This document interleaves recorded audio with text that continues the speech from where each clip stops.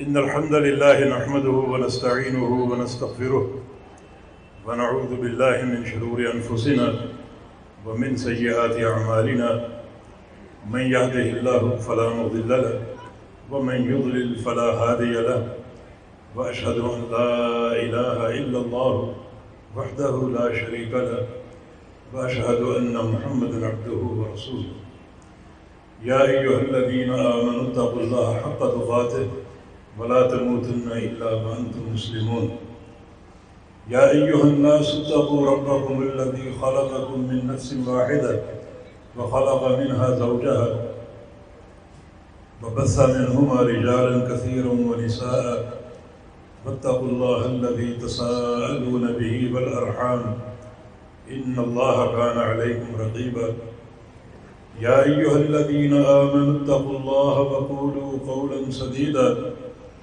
يصلح لكم أعمالكم ويغفر لكم ذنوبكم ومن يطع الله ورسوله فقد فاز فوزا عظيما اللهم صل على محمد وعلى آل محمد كما صليت على إبراهيم وعلى آل إبراهيم إنك حميد مجيد اللهم بارك على محمد وعلى آل محمد كما باركت على إبراهيم وعلى آل إبراهيم إنك حميد مجيد سبحانك لا علم لنا إلا ما علمتنا إنك أنت العليم الحكيم رب اشرح لي صدري ويسر لي أمري واحلل عقدة من لساني يفقهوا قولي لقد قال الله سبحانه وتعالى أعوذ بالله من الشيطان الرجيم من همزه ونفخه ونفثه بسم الله الرحمن الرحيم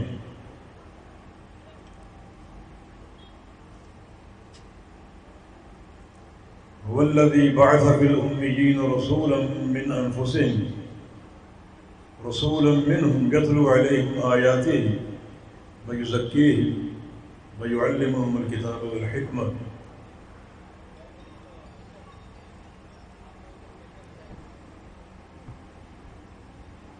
وقال رسول الله صلى الله تعالى عليه وسلم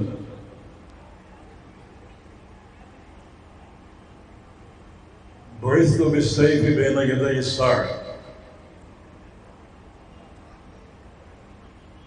وجعل رزقي تحت ظل رمحي وجعل الذلة والصغار على من خالف أمري ومن تشبه بقوم فهو منهم رواه أحمد في مسنده أو كما قال صلى الله تعالى عليه وسلم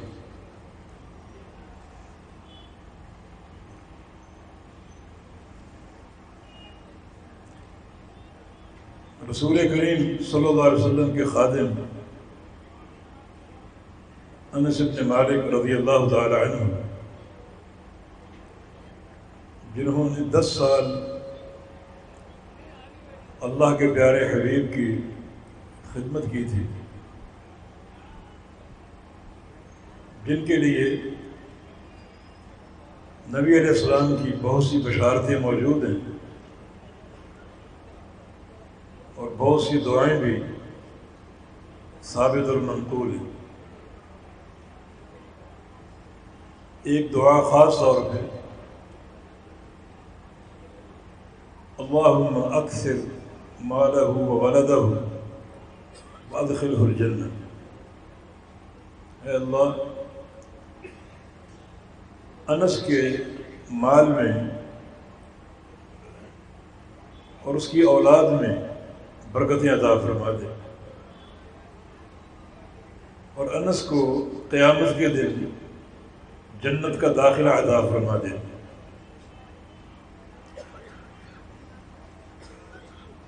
اللہ تعالیٰ نے جناب انس بن مالک رضی اللہ عنہ کو اتنا مال دیا کہ وہ اس کو گننے سے قاصر تھے، شمار کرنے سے قاصر تھے۔ اتنی اولاد دی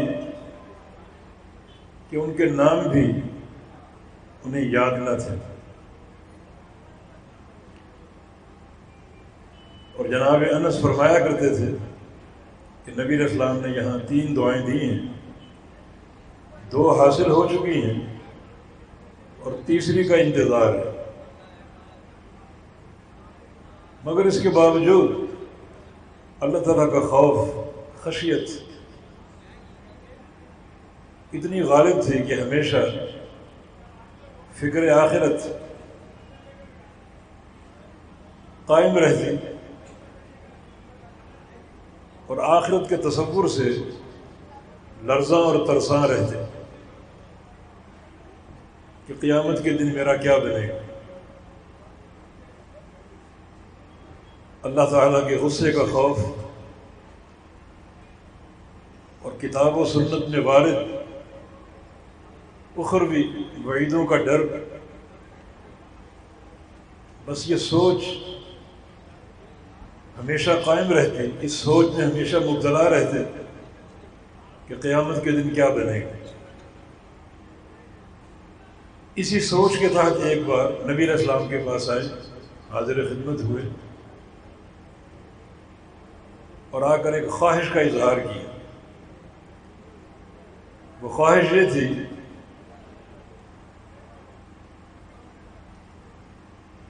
کہ اطلب منک ان تشفع لی یوم القیامہ. یا رسول اللہ صلی اللہ علیہ وسلم، میری ایک طلب ہے، ایک خواہش ہے کہ آپ قیامت کے دن میری شفاعت فرما دیجیے گا.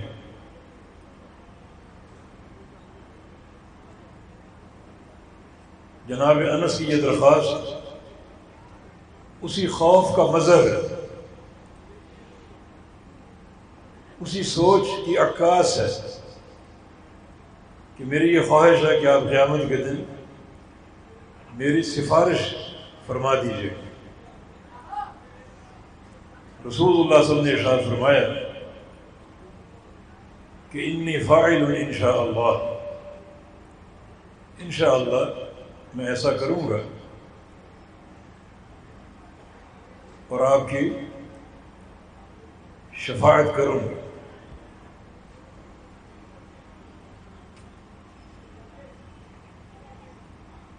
جناب انس نے پھر سوال کیا کہ این اطلبک یوم القیامہ. یا رسول اللہ صلی اللہ علیہ وسلم، میں قیامت کے دن آپ کو کہاں تلاش کروں گا؟ بہت بڑا وہ میدان محشر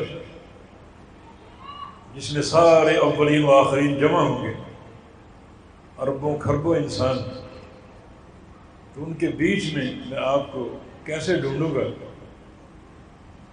اور کیسے تلاش کروں گا؟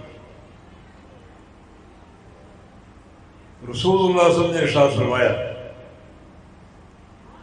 کہ اول ما تطلبنی عند الصراط.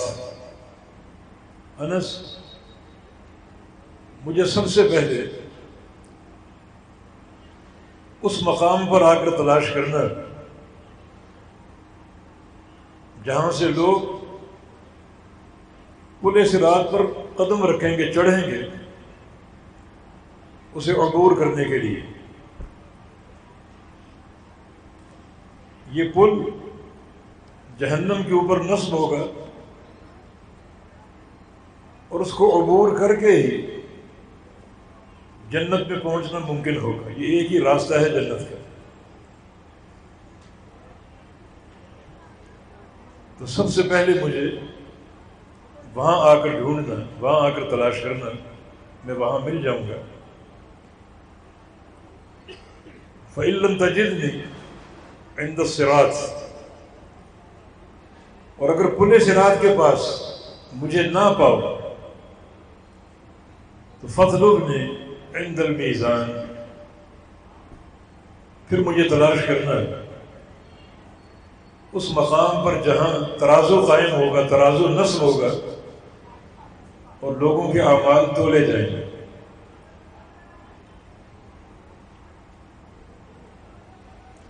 جس کے 2 پلڑے ہوں گے ایک نیکیوں کا اور دوسرا گناہوں کا، اور اس پر اعمال تولے جائیں گے، تو مجھے پھر وہاں ڈھونڈنا، اور اگر وہاں بھی نہ پاؤ تو پھر تجدنی عند الحوض، پھر میں اپنے حوض کوثر کے پاس ہوں گا، اپنی امت کو اور اپنے ماننے والوں کو جام کوثر پلانے کے لیے۔ بس یہ 3 مقامات ہیں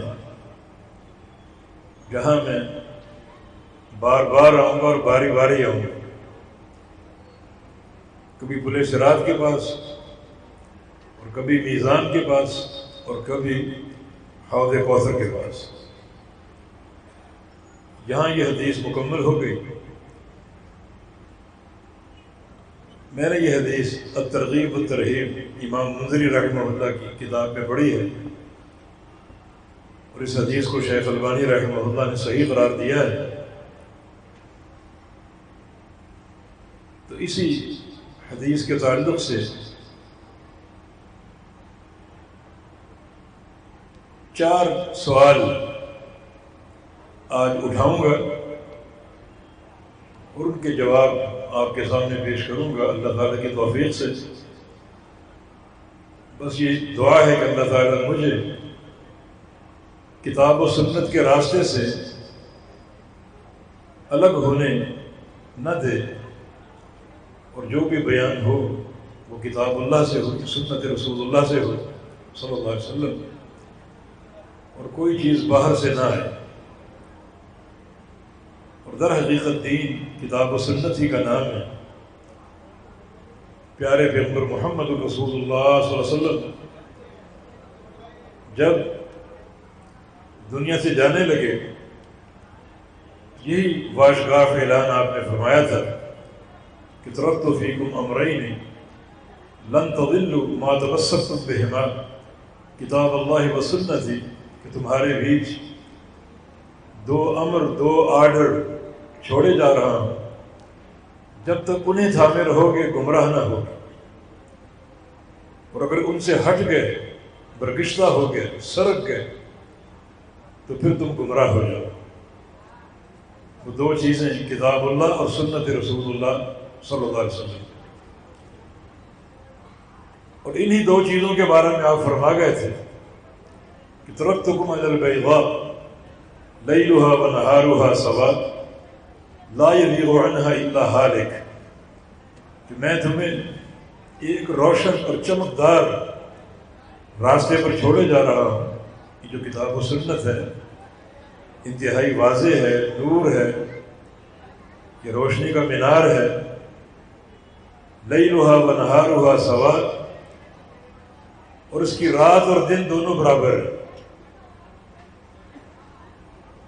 اس دین میں کوئی اندھیرا نہیں ہے، اس دین کی رات بھی دن جیسی چمکدار ہے۔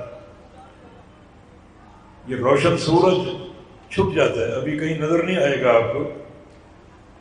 اس سورج کے لیے رات ہے، تاریکی ہے، مگر کتاب و سنت کا سورج ایک ایسا سورج ہے جس کے لیے کوئی رات نہیں ہے، کوئی تاریکی نہیں ہے، اس کی رات اور دن برابر ہیں۔ جب یہ تینوں مقدمے واضح ہو گئے کہ تمہارے بیچ 2 آرڈر چھوڑے جا رہا ہوں، نمبر 1 اور نمبر 2، وہ دونوں انتہائی چمکدار، روشن اور واضح ہیں، اور نمبر 3، اس میں اندھیرا اور تاریکی نام کی کوئی چیز نہیں۔ اتنی ضمانتیں، گارنٹیاں جب شریعت دے رہی ہے، تو اس کے باوجود اگر کوئی شخص کتاب و سنت کے دامن کو چھوڑ دے، اس کی گرفت ڈھیلی پڑ جائے، تو آگے اللہ کے پیغمبر نے فرمایا کہ لا یزیغ عنہا الا ہالک، پھر کتاب و سنت سے کوئی شخص منہ پھیرے گا، برگشتہ ہوگا، جس کے مقدر میں تباہی اور بربادی۔ جو ناقدرہ ہو، اس نعمت کی ناقدری کرے، وہ پھر برباد ہے۔ جس کھڈے میں چاہے گرے اور مرے، کوئی پرواہ نہیں اس کو۔ اتنی گارنٹیوں کے بعد بھی وہ کوئی تیسرا راستہ چلے کہ میری قوم، میری برادری، میرے باپ دادا، میرے پیر و مرشد، تو پھر وہ شخص خود ہی بربادی کا راستہ چنے بیٹھا ہے جس کی ہمیں کوئی پرواہ نہیں۔ تو یہی دعا ہے کہ یہ جو 4 باتیں عرض کرنا چاہتا ہوں وہ خالص کتاب و سنت کی روشنی میں عرض کروں۔ پہلا سوال یہ ہے کہ جناب انس نے نبی علیہ السلام سے شفاعت کا سوال کیوں کیا؟ شفاعت کی حقیقت کیا ہے؟ اخروی سفارش کی حقیقت کیا ہے؟ در حقیقت شفاعت جو ہے قیامت کے دن ہم جیسے گناہ گاروں کے لیے اللہ تعالیٰ کی طرف سے ایک بہت بڑا انعام ہے۔ اللہ رب العزت شفاعت قیامت کے دن کھول دے گا۔ نصوص سے یہ بات واضح ہوتی ہے کہ یہ جو شفاعت کھلے گی اس وقت کھلے گی جب پل صراط سے روانگی کا وقت آ جائے گا۔ پل صراط سے قبل میزان ہے، اللہ کا ترازو، اور یہ بات نصوص سے ثابت ہے کہ ترازو اور پل صراط دونوں ٹھکانے قریب ہوں۔ جب اعمال تلیں گے اور اگلا مرحلہ پل صراط سے گزرنے کا وقت آ جائے گا تو حلت الشفاعت، حدیث ہے کہ شفاعت حلال ہو جائے گی۔ پھر شفاعت اللہ کے حکم سے کھل جائے گی، اور شفاعت وہی کریں گے جنہیں اللہ کا اذن حاصل ہو، ہر ایک نہیں کرے گا۔ کسی بندے کو قیامت کے دن بولنے کی جرت نہیں ہوگی، سفارش تو بہت بڑی بات ہے۔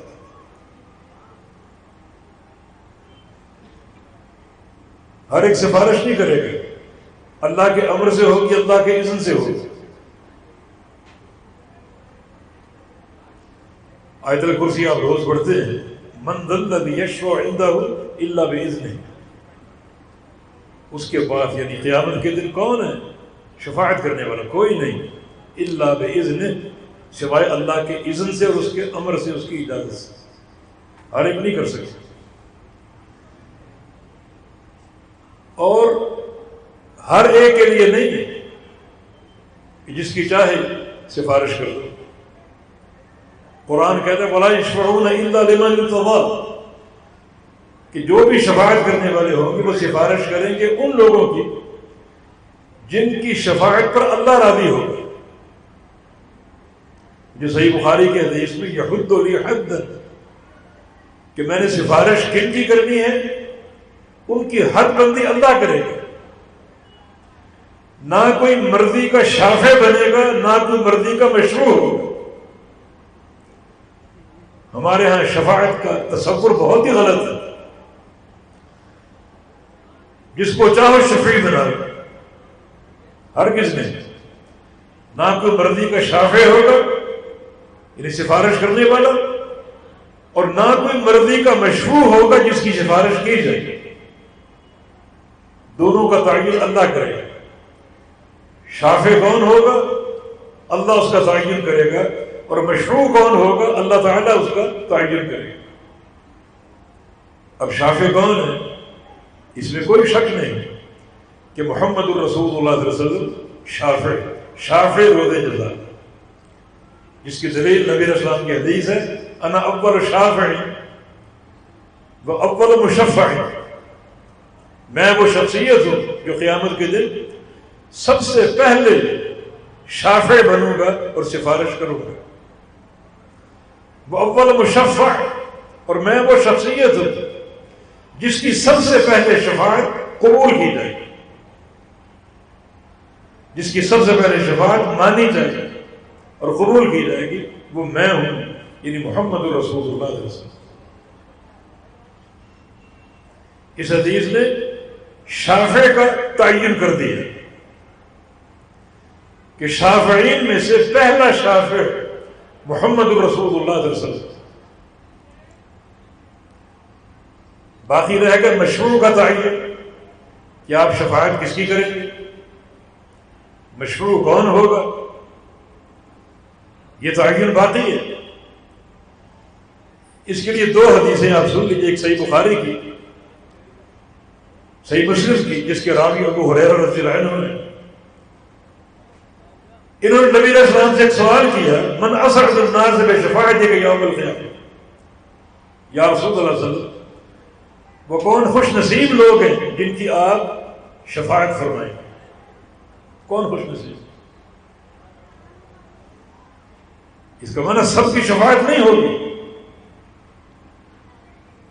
آپ کی امت میں سے وہ کون سے خوش نصیب انسان ہیں جن کی آپ شفاعت فرمائیں؟ رسول اللہ صلی اللہ علیہ وسلم نے ارشاد فرمایا، اسعد الناس بشفاعتی یوم القیامہ من قال لا الہ الا اللہ خالصا من قلبہ، میری شفاعت قیامت کے دن صرف ان خوش نصیب بندوں کو نصیب ہوگی جنہوں نے کلمہ لا الہ الا اللہ کا اقرار کیا، اعتراف کیا، اپنے دل سے بالکل خالص ہو کر، ایسا خالص ہو کر کہ ان کے اقرار توحید میں ایک سوئی کے داغے کے برابر بھی شرک نہ ہو، ایک ذرے کے برابر بھی شرک نہ ہو، بالکل خالص اور مخلص ہو کر اس کلمے کو پڑھا، اس کو سمجھا اور اس کے تقاضوں کو اپنے اوپر نافذ کیا، وہ لوگ میری شفاعت کے مستحق ہیں۔ شفاعت کے تعلق سے ہم اپنے نظریات بہت پیش کرتے ہیں، وہ ہماری باتیں ہیں۔ جو شافع روح جزا محمد رسول اللہ صلی اللہ علیہ وسلم، ان سے پوچھا گیا کہ شفاعت آپ نے کرنی، کن کی کریں گے؟ تو آپ نے صاف فرما دیا کہ یہ حق اہل توحید کا ہے، ان کا نہیں ہے جو غیر اللہ کو پکارتے ہیں، غیر اللہ کے نظر نیازیں دیتے ہیں، غیر اللہ کے نام جانور ذبح کرتے ہیں، غیر اللہ سے استغاثہ کرتے ہیں، قبروں کی مجاورتیں، قبروں کے طواف ان کے لیے نہیں، قبروں پر دیے جلانا، قبروں پر چادریں چڑھانا ان کے لیے نہیں، یہ ساری بھیانک شرک کی اقسام ہے، ان کے لیے شفاعت نہیں۔ خالص من قلبہ، جو اپنے دل سے خالص ہو کر اس کلمے کا اقرار کر لے، دل کی گہرائیوں سے پوری بصیرت کے ساتھ، شرح صدر کے ساتھ ایسا اقرار ہو کہ ان کے اقرار میں، ان کے اعتراف میں، ان کی گواہی میں اور ان کے عمل میں ایک ذرہ برابر بھی شرک کی آمیزش نہ ہو، ان خوش نصیب بندوں کی میں شفاعت کروں۔ یہ صحیح بخاری کی حدیث ہے۔ ایک اور حدیث وہ بھی میں نے الترغیب و ترہیب میں پڑھی اور صحیح سند کے ساتھ ہے، وہ بھی نبی علیہ السلام کے پاس ایک وفد آیا تھا، ایک عرب قبیلے کا، اسلام قبول کرنے کے لیے۔ ان میں ایک وافد، ایک شریک اس وفد میں شامل ایک شخص عبد الرحمن ابن فاضل، نبی علیہ السلام سے سوال کرتا ہے، اللہ تسأل ربک ملکن کا ملک سلیمان، آپ اللہ تعالیٰ سے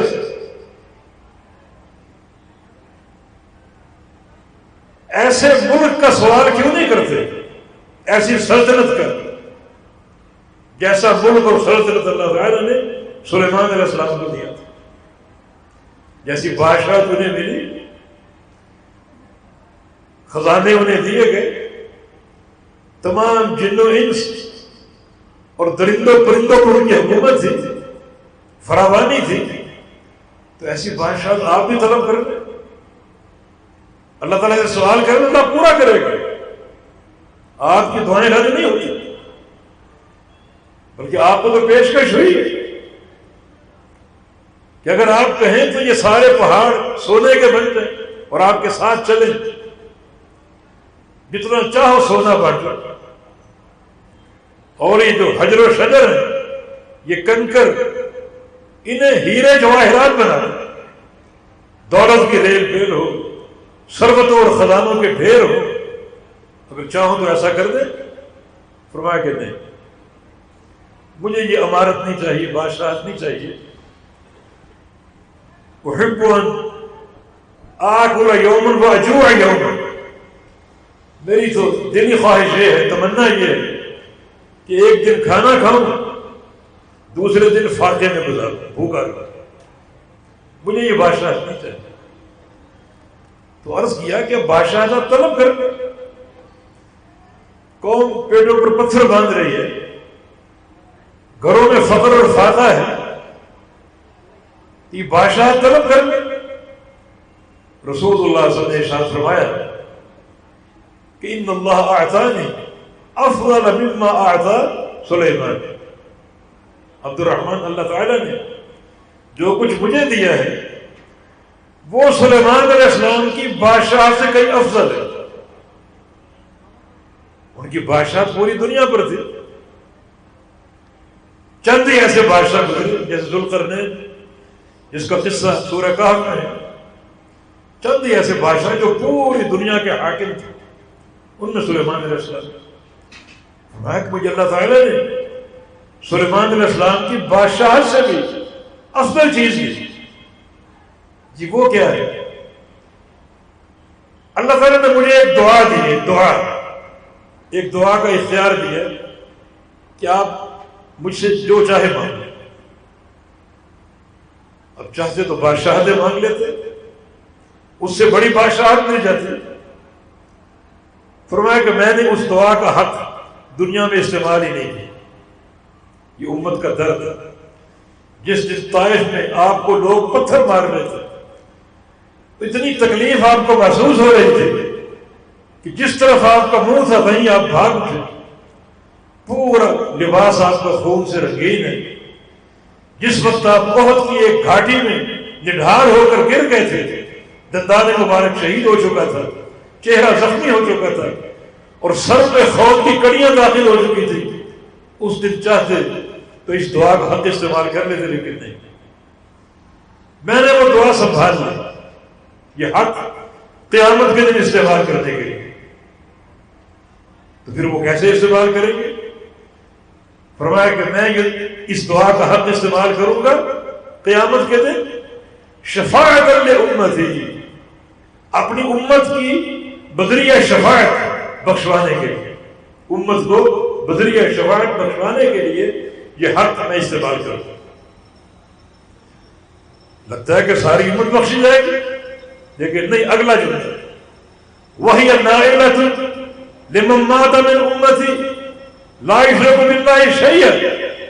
یہ بات سن لو کہ میری اس دعا کا اور شفاعت کا حق میری امت کے صرف اس انسان کو حاصل ہوگا جس کی موت اس طرح ہے کہ اس نے اللہ کے ساتھ کوئی شرک نہ کیا۔ یہ حق اہل توحید ہے، یہ حق اہل توحید ہے، ان بندوں کو حاصل ہوگا جن کی موت توحید خالص پر ہے، جن کے عقیدے میں، جن کے عمل میں، جن کے زبانی اقرار میں ایک ذرہ برابر بھی شرک کی آمیزش نہ ہو۔ تو شفاعت ایک انعام ہے۔ اب تک خلاصہ یہ ہے کہ نہ کوئی شافع اپنی مرضی سے بنے گا، نہ کوئی مشروع اپنی مرضی سے بنے گا، اور شفاعت کرنے والے شفاعت کریں گے صرف ان لوگوں کے لیے جو پوری زندگی توحید پر قائم رہے۔ اگر شرک ہوا ہو تو سچی توبہ کر کے شرک کی غلاظتوں اور نحوستوں سے باہر آ چکے ہوں اور توحید خالص کو اپنا اوڑھنا بچھونا بنا لیں، حتیٰ کہ موت آئے تو عقیدہ توحید پر آئے، توحید کے فہم پر آئے، توحید کے اقرار و اعتراف پر آئے اور توحید کو دل و جان سے قبول کرنے پر۔ جو کہ یہ بہت بڑا انعام ہے، اس لیے سیدنا انس بن مالک نے نبی علیہ السلام سے یہ سوال کیا۔ نبی علیہ السلام کی بعثت پوری امت کے لیے، اب انس نے سوال کر لیا، ان سے آپ نے وعدہ کر لیا، اس قسم کا وعدہ کئی صحابہ سے آپ نے کیا۔ ابو عبیدہ بن جراح کا نام ہے، عبداللہ بن عمرو بن عاص کا نام ہے، ابو موسیٰ اشعری کا نام ہے۔ یہ سب وقتاً فوقتاً آپ کی خدمت میں آئے اور شفاعت کا سوال کیا اور آپ نے وعدہ فرمایا. لیکن بعثت الی الناس کافہ، میں تو پوری امت کا رسول ہوں تا قیام قیامت. آج میرے صحابہ مجھ سے سوال کر رہے ہیں، میں وعدہ کر رہا ہوں، لیکن میرے بعد آنے والے لوگ کیا کریں؟ وہ کس سے سوال کریں؟ اپنی خواہش کا اظہار وہ کس سے کریں گے؟ تو آپ نے یہ قاعدہ بیان کیا، تم بھی سن سو، تم محروم نہیں ہو. کوئی بندہ آج کے دور کا ہو، صحابہ کے، تابعین کے، اتباع تابعین کے، یا وہ قیامت کی آخری دیواروں تک پیدا ہونے والا انسان ہو، سب سن لو کہ اسعد الناس بشفاعتی یوم القیامہ من قال لا الہ الا اللہ خالصا من قلبہ، کہ شفاعت کا حق صرف ان لوگوں کو نصیب ہوگا جنہوں نے سچی توحید کا اقرار و اعتراف کیا.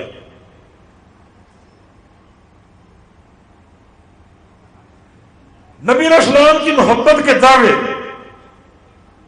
بہت اچھی چیز ہے، مگر یہ دعوے بھی قابل قبول ہوں گے عقیدہ توحید کی بنیاد. اگر توحید میں ذرہ برابر خلل، چاہے وہ ایک بال کی نوک کے برابر کیوں نہ ہو، تو محبت کے لاکھوں دعوے اور صبح سے شام تک آپ کی ذات اقدس پر درود پڑھنا اور سلام بھیجنا سب بیکار ہوگا جب تک توحید کی اساس درست نہ. اور یہی شفاعت کا فارمولہ آپ نے پوری امت کو دے کہ آج لوگ باری باری آ رہے ہیں اور شفاعت کا تقاضا کر رہے ہیں، میں ان سے وعدہ کر رہا ہوں، تو بعد والے لوگ کیا کریں گے وہ سن لیں. یہ شفاعت ساری امت کے لیے، لیکن کن افراد کے لیے؟ جو توحید خالص پر قائم رہیں اور ان کی موت میں عقیدہ توحید پر. یہ ایک بہت بڑا انعام. شفاعت جو ہے بہت بڑا اللہ کا فضل ہے. اللہ کے حبیب کی شفاعت کئی قسم کی ہوئی. شفاعت کبریٰ تو حساب و کتاب شروع کرنے کے لیے، اس مقام پر نہ آدم علیہ السلام آئیں گے، نہ نوح علیہ السلام آئیں گے، نہ ابراہیم علیہ السلام آئیں گے، نہ موسیٰ علیہ السلام آئیں گے، نہ عیسیٰ علیہ السلام آئیں گے.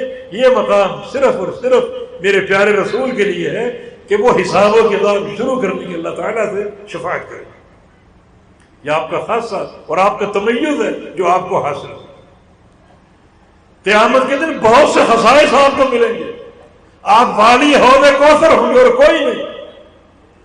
آپ صاحب مقام محمود ہوں گے اور کوئی نہیں. لواء الحمد آپ کے ہاتھ میں ہوگا اور کسی کے ہاتھ میں نہیں ہوگا. آدم علیہ السلام سے لے کر عیسیٰ علیہ السلام تک سارے نبی آپ کے جھنڈے کے نیچے ہوں گے اور کوئی نہیں ہوگا. قیامت کے امام آپ ہوں گے، قیامت کے خطیب آپ ہوں گے، الغر المحجلین کے قائد آپ ہوں گے، صاحب وسیلہ آپ ہوں گے. اور وسیلہ قیامت کے دن کو قرب ہے اللہ تعالیٰ کا، اتنا قرب، اتنی قرابت کہ یہ قرب اور کسی کو حاصل نہیں ہے. یہ آپ کے خصائص ہیں. آپ کے ان خصائص سے آپ کی امت بھی مستفید ہوگی. نبی اسلام کے ارشاد گرامی ہے، نحن الآخرون السابقون، ہم وہ امت ہیں جن کا زمانہ سب سے آخری ہے، لیکن جب کل قیامت قائم ہوگی جنت میں سب سے پہلے میری امت جائے گی. یہ آپ کا خاصہ ہے کہ اول شافع آپ ہیں. یہ آپ کا خاصہ ہے اول مشفع آپ ہیں. یہ آپ کا خاصہ ہے کہ سب سے اول جنت کے دروازے کو دستک دینے والے آپ ہوں گے. اور یہ آپ کا خاصہ ہے کہ سب سے پہلے جنت میں آپ داخل ہوں.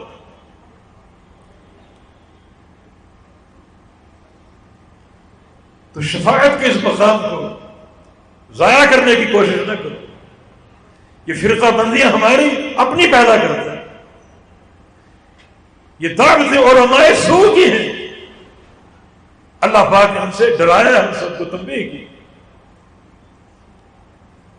تنبیہ کی ہے کہ تم صرف ان کی سنو جو خالص کتاب و سنت آپ کے سامنے پیش کرتے ہیں، خالص قرآن و حدیث آپ کے سامنے پیش کرتے ہیں. یا ایھا الذین آمنوا ان کثیرا من الاحبار والرهبان لیأکلون اموال الناس بالباطل ویصدون عن سبیل اللہ. ایمان والو خبردار ہو، چوکنے متنبہ ہو جاؤ کہ بہت سے مولوی، بہت سے صوفی تمہارے پاس آئیں گے اور تمہارا مال بھی کھائیں گے اور اللہ کے دین سے دور بھی کریں گے۔ یہ دو چیزیں جنہیں خالص دین پیش کرنا ہوتا ہے، ان کی نظریں تمہاری جیبوں پر نہیں، وہ تم سے فیسوں کے مطالبے نہیں کریں گے۔ علماء ربانیین سچی مخلصانہ دعوت آپ کو پیش کریں گے، تو ان لوگوں سے چکنے رہو کہ تمہارا مال بھی کھائیں گے اور اللہ کے دین سے دور بھی کریں گے۔ جو سچا دین پیش کرتے ہیں ان کو مال نہیں ملتا، اور جو دین سے دور کرتے ہیں ان کے پاس مال کمانے کے ہزاروں بہانے ہوتے ہیں۔ اس شفاعت کے مقام کو ضائع کرنے کی کوشش نہ کرو۔ اللہ تعالیٰ کا یہ انعام ہے جو شرعی نصوص کی روشنی میں آپ کے سامنے پیش کر دیا۔ تو سیدنا انس بن مالک رضی اللہ عنہ اسی لیے پیارے پیغمبر کے پاس آئے اور آپ سے یہ وعدہ لیا کہ آپ میری شفاعت کیجیے، اور آپ نے وعدہ فرما لیا۔ یہ ہے آپ کے پہلے سوال کا جواب، شفاعت کی حقیقت اور شفاعت کی اہمیت۔ یہ شفاعت صرف اللہ کے پیغمبر نہیں کریں گے، اور بھی بہت سے صالحین کریں گے، فرشتے کریں گے، سابق انبیاء کریں گے، انبیاء سابقین کریں گے، ملائکہ کریں گے۔ نبی علیہ السلام کی حدیث ہے کہ ان اللہ یدخل الجنت بشفاعت رجل من امتی اکثر من بنی تمیم۔ اللہ رب العزت قیامت کے دن میری امت کے ایک شخص کی شفاعت سے اتنے لوگوں کو جنت کا داخلہ عطا فرمائے گا جن کی تعداد قبیلہ بنو تمیم کے لوگوں سے زیادہ ہوگی۔ قبیلہ بنو تمیم کے لوگوں سے زیادہ ہوگی۔ مانا اس انعام میں بڑی وسعت ہے۔ قبیلہ بنو تمیم کم از کم اسماعیل علیہ السلام کے دور سے، اسماعیل علیہ السلام کی اولاد سے ہے اور قیامت تک رہے گا، کیونکہ پیغمبر علیہ السلام کی حدیث ہے ہم اشد امتی علی الدجال، دجال کا سب سے سخت مقابلہ بنو تمیم کے لوگ ہیں۔ صدیوں سے یہ قبیلہ آباد اور چل رہا ہے، تو اس قبیلے کے لوگوں کی تعداد سے بڑھ کر اللہ تعالیٰ میری امت کے لوگوں کو جنت کا داخلہ دے گا۔ صحابہ نے پوچھا وہ شخص آپ ہوں گے؟ فرمایا نہیں، کوئی میرے علاوہ دوسرا ہوگا، وہ دوسرا ہوگا۔ بہت سے علماء کا قول ہے کہ یہ امام مہدی رحمہ اللہ، محمد بن عبداللہ رحمہ اللہ تعالی، انہیں یہ اللہ تعالیٰ مقام دے گا۔ لیکن فارمولہ وہی ہے کہ شفاعت اہل توحید کا حق ہے، شرک کرنے والوں کا نہیں۔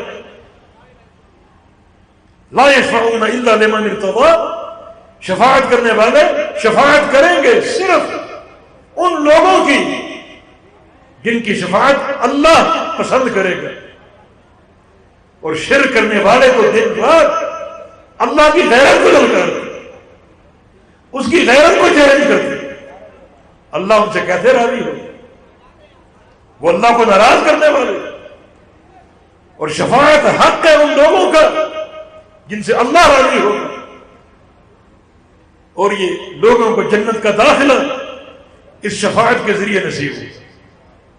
پھر اللہ کے پیارے پیغمبر ایک اور شفاعت کریں گے، جو موحد گناہگار جہنم میں داخل کیے جائیں گے انہیں جہنم سے نکالنے کی سفارش۔ تھے موحد لیکن گناہگار تھے صاحب توحید لیکن معصیتوں کا ارتکاب کرنے والے، انہیں ان کے گناہوں کی سزا جہنم میں ڈلوا کر دی جائے گی۔ پھر اللہ کے پیارے حبیب شفاعت کریں گے، اللہ پاک ان کی شفاعت قبول کر کے ان نافرمانوں کو، موحدین کو جہنم سے نکالے گا۔ شفاعت کی ایک صورت یہ بھی ہے کہ بعد اہل جہنم کے عذاب کی تخفیف کی آپ شفاعت کریں۔ جہنم سے نکالے تو نہیں جائیں گے، مگر کئی وجوہات کی بنا پر ان کا عذاب ہلکا ضرور کر دیا جائے۔ یہ بہت سی اقسام، لیکن اساس اس کی، بنیاد اس کی عقیدہ توحید۔ اس کے لیے محنت ہو. یہ کلمہ لا الہ الا اللہ کیا ہے، اس کا معنی کیا ہے، اس کے تقاضے کیا ہیں، اس کی شرائط کیا ہیں،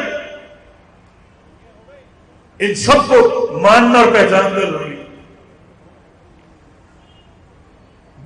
دوسری بات یہ کہ رسول اللہ صلی اللہ علیہ وسلم نے جناب انس کے پوچھنے پر یہ بتایا کہ سب سے پہلے مجھے پل صراط کے پاس تلاش کر، پل صراط کے پاس.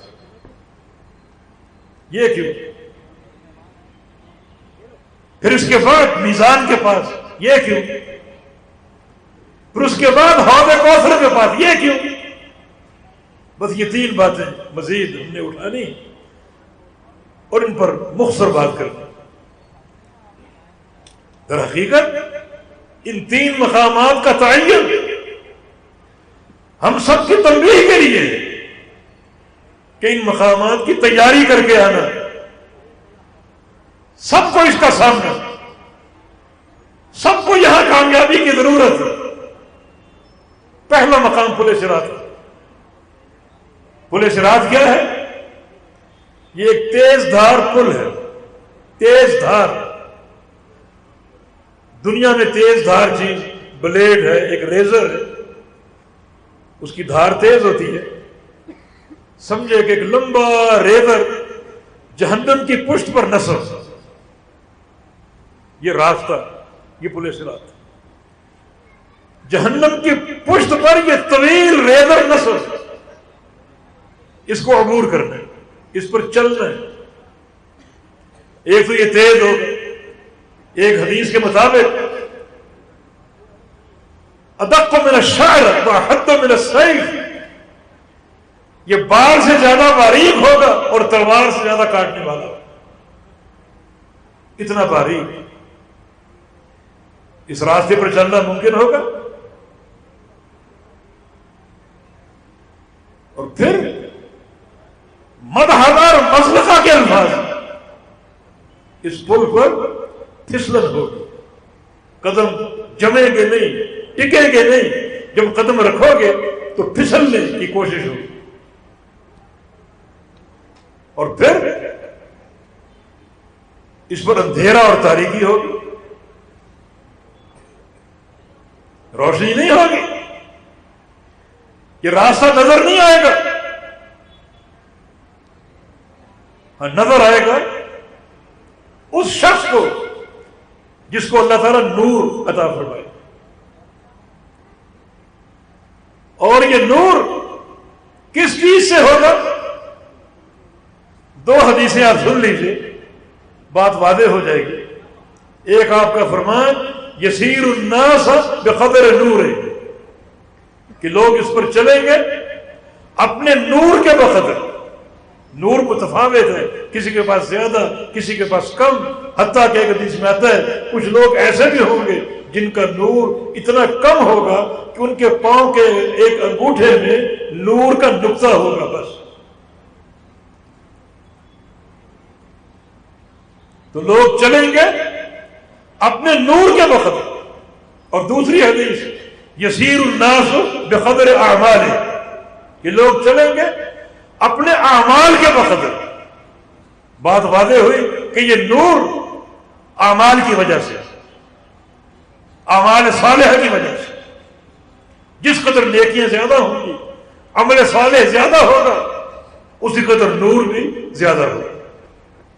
جیسے نماز ہے، نبی علیہ السلام کی حدیث ہے من حافظ علی الصلاۃ کانت لہ نور، جو نمازوں کی حفاظت کرے گا یہ نمازیں اس کے لیے قیامت کے دن نور بن جائیں.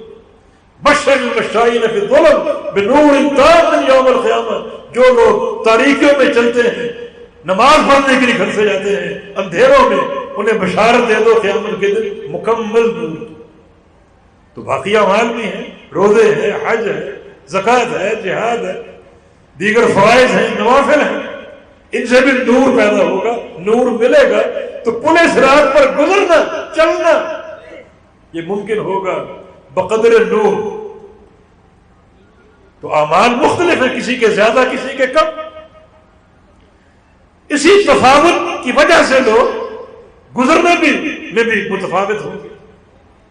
کوئی گزرے گا بجلی کی تیزی سے، کوئی گزرے گا پلک جھپکنے کی طرح، اور کوئی گزرے گا تیز رفتار آندھی کی طرح، پانی کی موجوں کی طرح، تیز رفتار گھوڑے کی طرح، تیز رفتار اونٹ کی طرح، اور تیز رفتار انسانی چال کی طرح.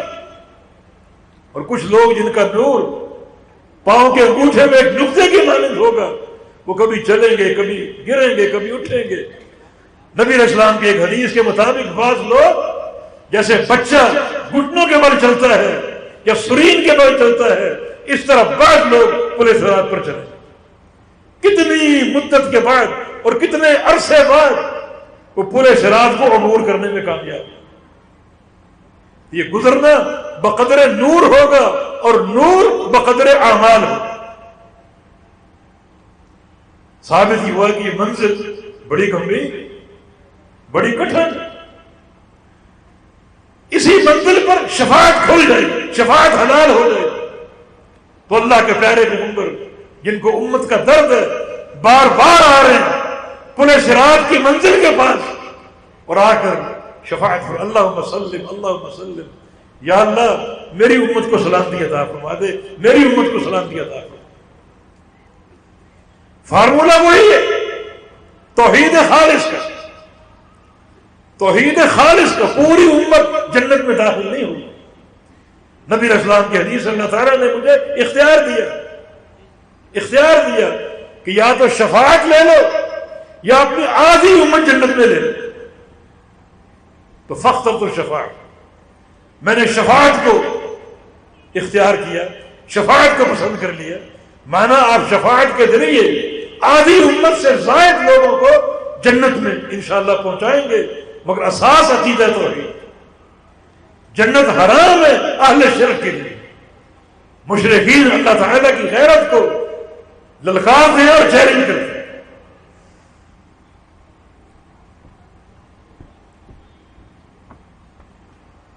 تو پھر اس مقام کا آپ نے تعین کیوں کیا؟ تاکہ لوگ پہچان لیں یہ بڑا خطرناک مرحلہ، اس کی خطورت کو پہچان لیں. یہ خطرناک مرحلہ، اس کی تیاری کریں. تیاری کیسے کریں؟ ان احادیث سے ثابت ہوا کہ اعمال صالحہ، اور اعمال صالحہ کی تیزی اگر ہوگی تو پل صراط سے گزرنے میں تیزی ہوگی. من ابطأ بعملہ لم یسرع بہ نسبہ. صحیح مسلم کی حدیث ہے کہ آج دنیا میں جس بندے کے عمل سست ہے، جو بندہ عمل میں کمزور ہے، قیامت کے دن وہ قطعاً تیزی اختیار نہیں کر سکے. وہاں تو تیزی چاہیے نا. اللہ تعالیٰ کے سامنے جب کھڑے ہوں تو تیزی اور جلدی سے حساب و کتاب سے فراغت نہیں. پل صراط سے گزرنے کا مرحلہ ہے تو تیزی سے اس کو عبور کرنے. لیکن اس کا فارمولہ سن لو، من ابطأ بعملہ لم یسرع بہ نسبہ. آج جس کا عمل کمزور ہے، جو عمل میں سست ہے، قیامت کے دن کوئی تعلق، کوئی مال اس کو تیز نہیں چلا سکے گا، تیز نہیں کر سکے گا. اخروی تیزی جو ہے وہ دنیا میں اعمال صالحہ کی تیزی کے ساتھ. ایک بات اور سن لیجیے، وہ بھی قرآن کی آیت سے، یثبت اللہ الذین آمنوا بالقول الثابت فی الحیات الدنیا وفی الآخرہ. اللہ تعالیٰ ثابت قدمی دے گا، اور دے گا اہل ایمان کو، ہر ایک کو نہیں، اہل ایمان کو ثابت قدمی دے گا. اور کیوں دے گا، کیسے دے گا؟ بالقول الثابت، قول ثابت کی برکت سے ثابت قدمی ملے گی، قول ثابت کی برکت سے. یہ قول ثابت کیا ہے؟ عبداللہ بن عباس رضی اللہ عنہ، اللہ کے پیغمبر کے صحابی مفسر قرآن فرماتے ہیں کہ قول ثابت جو ہے وہ لا الہ الا اللہ. لیکن یہ کلمہ صرف رٹنے کا کلمہ نہیں ہے. 10,000 دانے کی تصویر آپ کے ہاتھ میں ہو، صبح سے شام تک پھیرتے رہو لا الہ الا اللہ لا الہ الا اللہ، کوئی فائدہ نہیں جب تک اس کا فہم حاصل نہ ہو اور اس کے تقاضوں کو اپنے عقیدے کا حصہ نہ بنا. تو اللہ تعالیٰ ثابت قدمی دے گا. یہ ثابت قدمی کی ضرورت ہے اس پل صراط کے مرحلے میں۔ ابھی آپ نے بخاری شریف کے حوالے سے سنا کہ وہاں پھسلن ہوگی، پھسلن، قدموں کو استقرار نہیں ملے گا، قدم جمیں گے نہیں، ٹکیں گے نہیں، لیکن جمیں گے، ٹکیں گے۔ اللہ جن کو جمائے گا اور ٹکائے گا، کن کو؟ جن کے پاس قول ثابت ہے، لا الہ الا اللہ، ایک صحیح اقرار ہو، صحیح فہم ہو، صحیح عمل ہو، صحیح عقیدہ ہو اور صحیح تقاضوں کو اپنانے والا ہو۔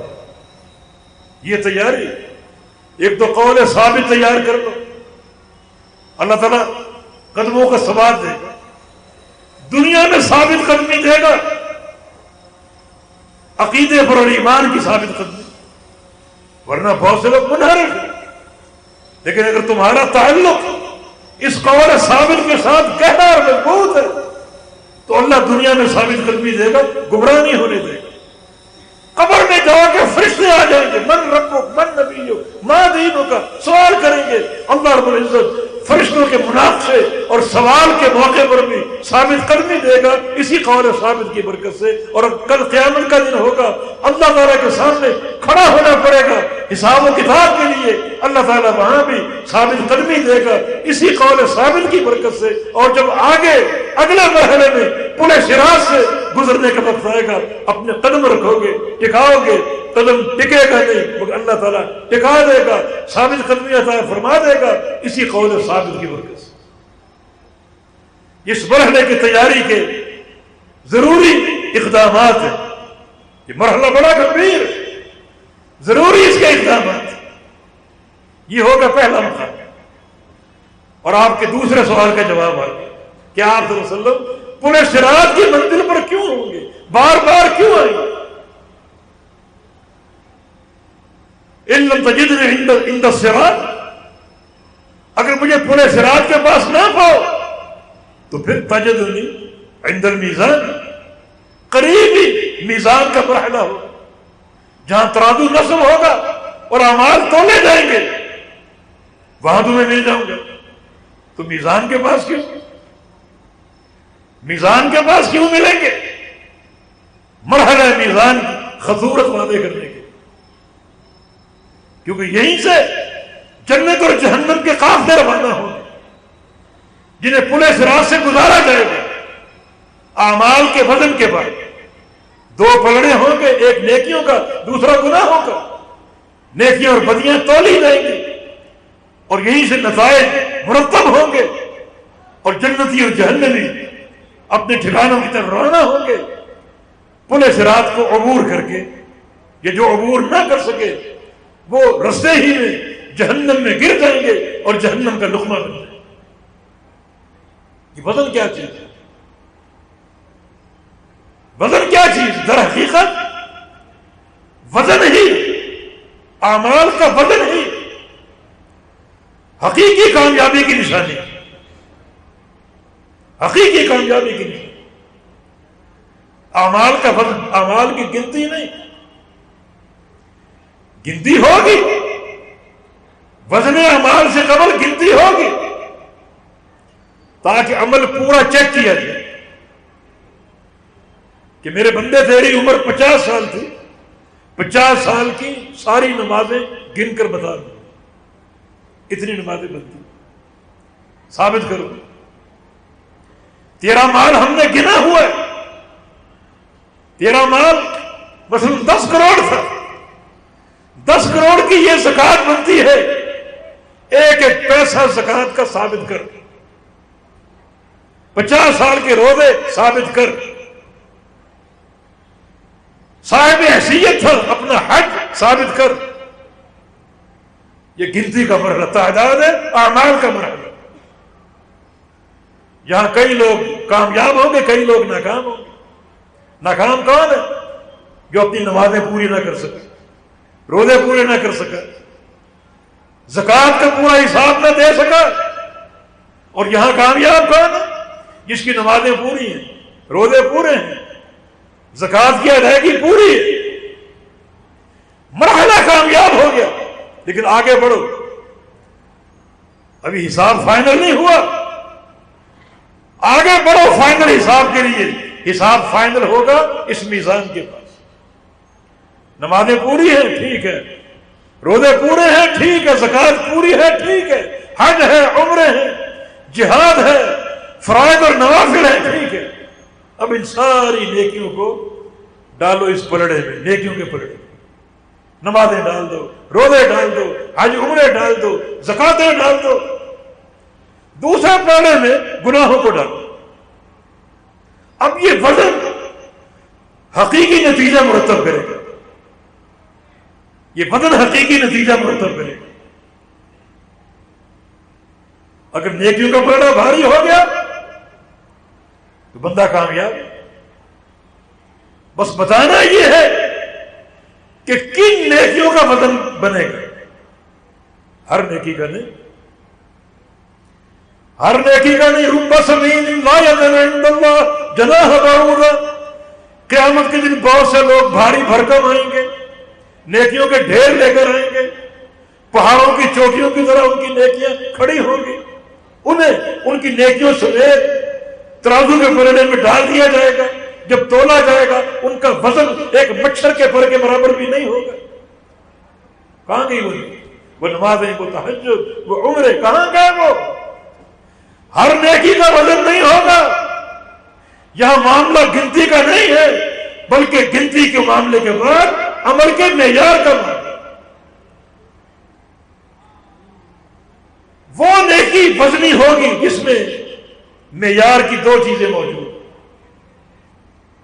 ایک اخلاص، ریاکاری نہ، یہ دکھاوا، نمود و نمائش قطعا نہ، نیکی چھوٹی ہو بڑی ہو مکمل اخلاص کے ساتھ، ریاکاری نہ۔ انما الاعمال بالنیات وما امروا الا لیعبدوا اللہ مخلصین لہ الدین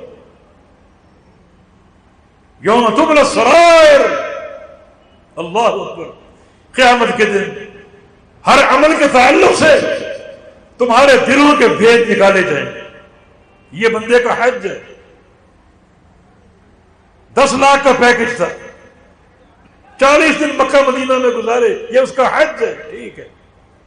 اب اس کے دل کا بھید نکالو کہ اس نے حج کس نیت سے کیا، ریاکاری کی نیت سے یا اخلاص سے۔ اخلاص ہوگا حج قبول ہوگا، صرف قبول نہیں ہوگا بلکہ ایک حج 700 حج بن جائے گا۔ واللہ یضاعف لمن یشاء۔ اخلاص اگر نہیں ہے وہ حج برباد ہے، مردود ہے۔ اللہ تعالیٰ کو ایسے عمل کی کوئی ضرورت نہیں جس عمل میں اللہ کے ساتھ غیر اللہ کا نام شامل ہو جائے، ریاکاری کی صورت میں اور دکھاوے کی صورت میں، وہ نیکی برباد ہے۔ یہ اولین معیار ہر نیکی کے لیے، وہ آپ کا حج ہو، عمرہ ہو، وہ آپ کے تہجد ہو، فرائض ہو، نوافل ہو، نمازیں ہو، روزے ہو،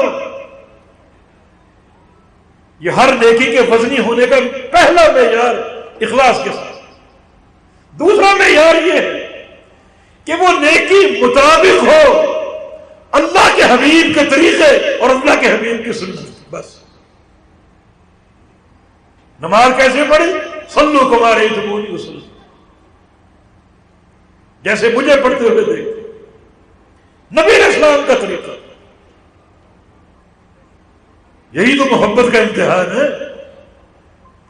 یہ جملے نوٹ کر لو، دن میں 5 بار اذان ہوتی،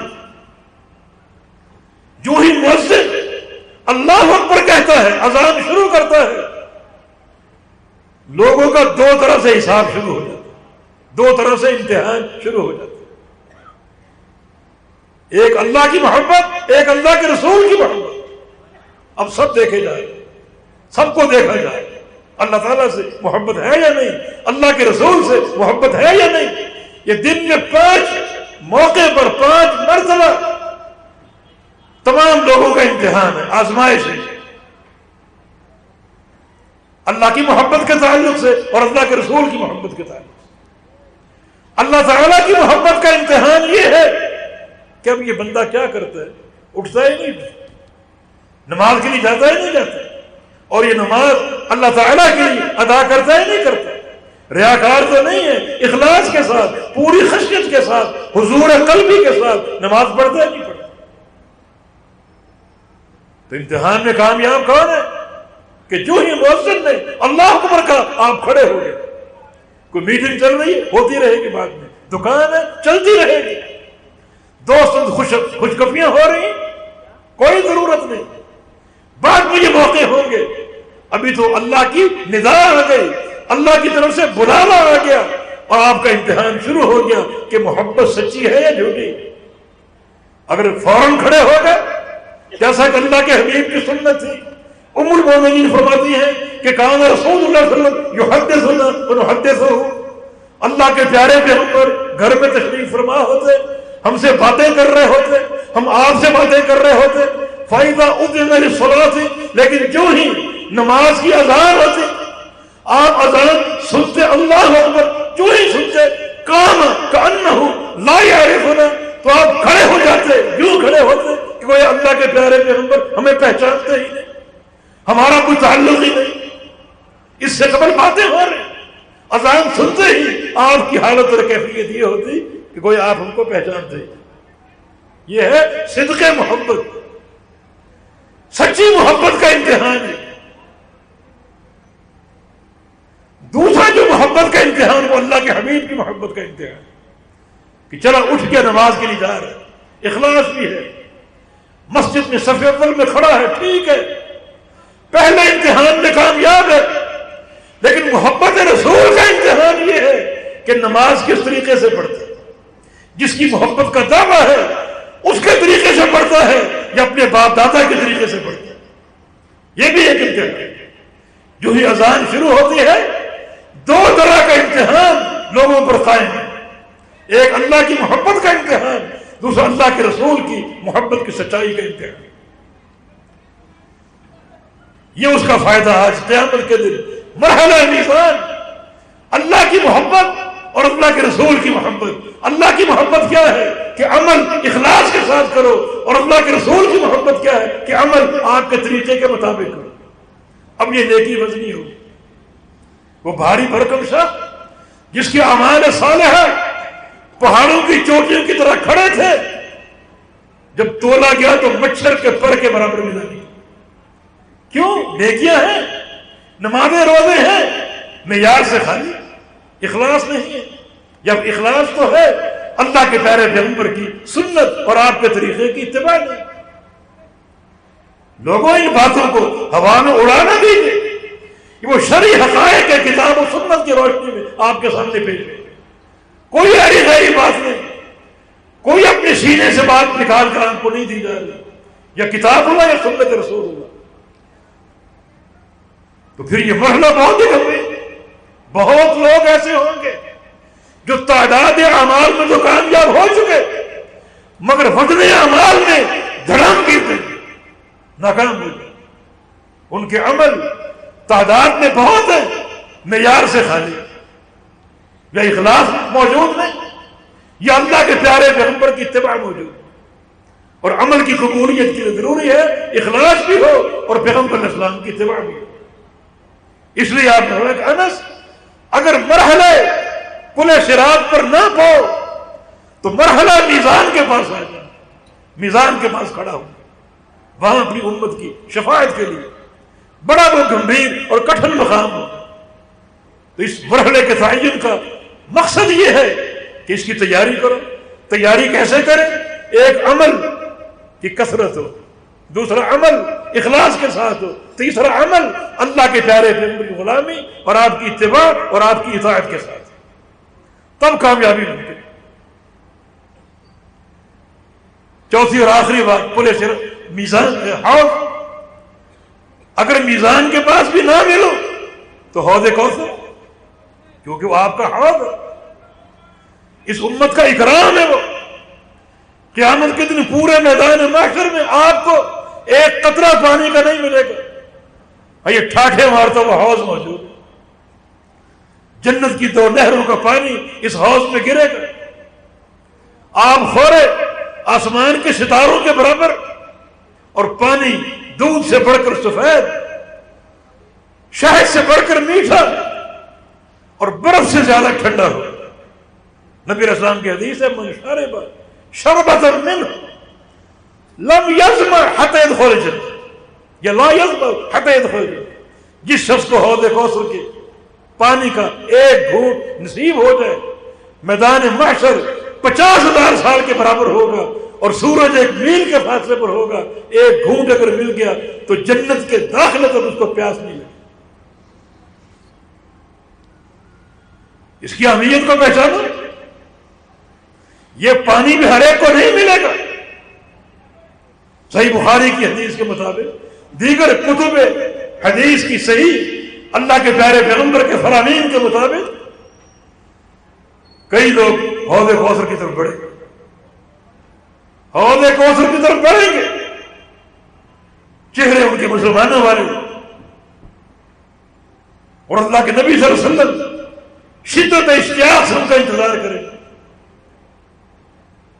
جبریل امین سامنے آ جائے گا، حائل ہو جائے گا، رستے میں گرفتار کرنے کے لیے روک لیں گے، فرمایا کہ امتی امتی، میری امت، ان کو آنے دو، کیوں روکا جائے؟ جبریل امین کیا فرمائیں گے؟ انک لا تدری ما احدثوا بعدک، آپ نہیں جانتے انہوں نے آپ کے بعد کیسی کیسی بدعتیں جاری کی، آپ نہیں جانتے۔ یہ بدعتی لوگ نمازیں پڑھتے تھے، روزے رکھتے تھے، مگر ان کے عقیدے میں، اعمال میں بدعات شامل ہے۔ بدعت کیا ہے؟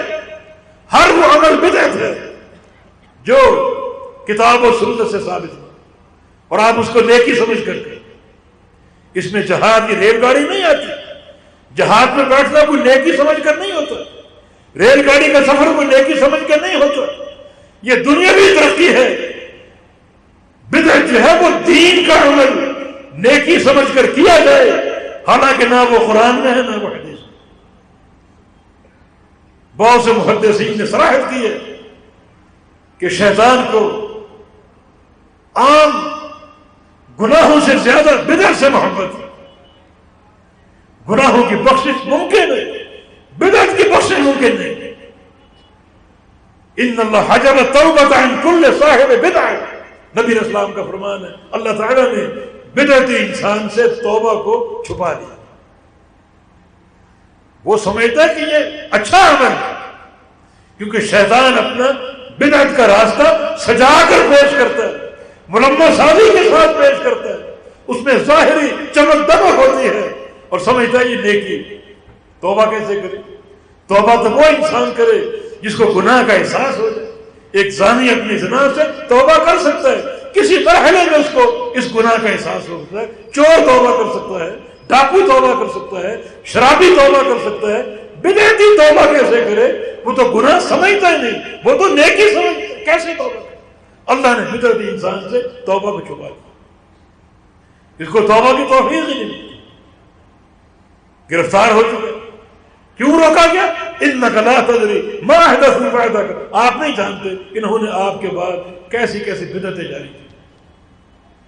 اس لیے ایک بدعتی انسان اپنی بدعت میں جو جو نیکی کرے گا، عمل کرے گا، تو وہ اللہ تعالیٰ سے دور ہوتا جائے گا، اس کا عمل اس کو پاک نہیں کرے گا۔ اس کی مثال آپ ایک کتے سے لے لیجیے، کتے کو جتنا نہلاؤ گے اتنا وہ غلیظ ہوگا، صابن سے مل بڑھ کر نہا کے فارغ ہوئے، اس کا جو گیلا چمڑا ہے وہ اور زیادہ منحوس اور غلیظ ہے۔ ایک بدعت انسان جتنی نیکیاں کرے گا اتنا وہ دین سے دور ہوتا جائے، اللہ کے قریب نہیں، اللہ سے دور ہوتا جائے۔ جبریل امین فرمائے گا آپ نہیں جانتے انہوں نے آپ کے بعد کیسی کیسی بدعات جاری کی۔ جب اللہ کے حبیب یہ سنیں گے تو آپ کیا فرمائیں گے؟ سحقاً سحقاً لمن غیر بعدی، جن لوگوں نے میرے بعد میرے دین کو تبدیل کر دیا انہیں مجھ سے دور کر دو۔ یہ لوگ شفاعت کے مستحق نہیں ہیں، ان کو دور کر دو مجھ سے، انہیں دھتکار دیا جائے، دھکے دے کر دور کر دیا جائے، وہ حوض کوثر کے پانی کے مستحق نہیں بنیں گے۔ یہ حوض آپ کا حوض ہے، اپنی امت کو آپ نے جام کوثر پیش کرنا ہے، اور جام کوثر کا فارمولہ بھی آپ نے بتا دیا، اور وہ ہے اللہ کے حبیب کی اتباع۔ اب یہ اتباع جو ہے اپنے اندر پیدا کرو، اپنے عمل میں پیدا کرو، 3 صورتوں کے ساتھ۔ یہ آخری بات عرض کرو، 3 صورتوں کے ساتھ۔ اتباع کا جذبہ اپنے اندر پیدا کریں، بڑا اجر ملے گا۔ جو نصوص ہم نے سنائے آپ کو، جو دلائل ہم نے دیے آپ کو کہ قیامت کے دن اجر بڑھتا جائے گا، بڑھتا جائے گا، بڑھتا جائے گا، ایک نیکی 70 گنا، 700 گنا، اور جہاں تک کرنا چاہے بڑھا دے گا۔ ایک نیکی کتنی بڑھ جائے گی، کتنا اس میں اضافہ ہوگا، کتنا اللہ اس کو بڑھا چڑھا کر بندے کو دے گا۔ بس جو بھی نیکی کرو ان 3 جذبات کے ساتھ کرو۔ ایک، اپنے دل میں اللہ کے حبیب کی سنت کی محبت جاگزی کرو، بٹھا لو۔ یہ درس آج لے لو کہ ہمارے دل میں اللہ کے نبی کی سنت کی محبت قائم ہے۔ کوئی دنیا کی طاقت کی محبت ہٹا نہیں سکتی۔ اس محبت میں متزلزل نہیں ہو سکتے۔ بڑی گہرائی اور گہرائی کے ساتھ یہ بات سمجھ، سنت کی محبت کوٹ کوٹ کے بھر، یہ چیز۔ دوسرا، پھر جب جو بھی نیکی کرو سنت کی اتباع کے ساتھ کرو، محبت موجود ہو اور عمل سنت کی اتباع کے ساتھ۔ نماز کیسے پڑھو؟ جیسے اللہ کے پیغمبر، روزہ اللہ کے نبی کے طریقے سے، حج اللہ کے پیغمبر کے طریقے سے، عمرہ اللہ کے پیغمبر کے طریقے سے۔ یعنی سنت کی محبت موجود ہے اور عمل کرتے ہوئے سنت کی محبت کا پہلو موجود ہے۔ 2 باتیں ہوگی۔ اور تیسری بات یہ ہے کہ جس شد و مد کے ساتھ سنت کی محبت آپ کے دل میں موجود ہے، اسی شدت کے ساتھ آپ کے دل میں بدعت کی نفرت بھی ہے۔ اس نفرت کا بھی اجر ہے۔ جیسے محبت سنت کا ثواب ہے، ایسے نفرت بدعت کا بھی ثواب ہے۔ یہ 3 چیزیں ہر نیکی میں پیدا کریں۔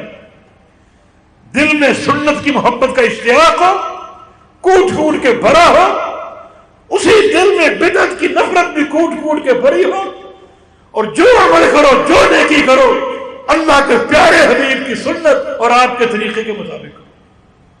یہ چیز توحید کی محبت کوٹ کوٹ کے بھر لو۔ اور جب بھی اللہ کی جو عبادت ہے اللہ کے لیے خالص ہو، جس شدت کے ساتھ توحید کی محبت ہو، اسی شدت کے ساتھ آپ کے دل میں شرک کی نفرت ہو۔ یہ 3 چیزیں اگر جمع ہو جائیں تو ہر عمل کا اجر زمین سے آسمان تک پہنچ جائے گا۔ اللہ کے یہاں کوئی کمی نہیں، وہ سارے خزانوں کا مالک ہے۔ واللہ یضاعف لمن یشاء، اللہ جس کے لیے چاہے اجر بڑھا چڑھا کے پیش کر دے، ثواب کے ڈھیر لگا دے، وہاں کوئی کمی نہیں ہے، کوئی کمی نہیں۔ تو اگر اعتقادی نظریاتی طور پر، عملی طور پر توحید اور سنت کے تعلق سے ان 2 باتوں کو سمجھ لو، ان کو اپنا لو، اور یہ 3 جذبات اپنے اندر پیدا کر لو، یقیناً ہر عمل کا اجر و ثواب بے تحاشا بڑھ جائے گا، جس کا آپ تصور نہیں کر سکتے اور آپ اندازہ نہیں کر سکتے۔ بس یہ دین کے وہ علائق ہیں کہ اللہ کی رضا لوٹنے کے لیے، اجر و ثواب لوٹنے کے لیے آپ علائق کو اپنا لیں، ان سارے امور کو اپنی گرفت میں لے۔ سنت کی محبت شدت کے ساتھ ہو، بدعت کی نفرت شدت کے ساتھ ہو، اور پھر جو عمل آئے اس کو سنت کے مطابق انجام دے دو۔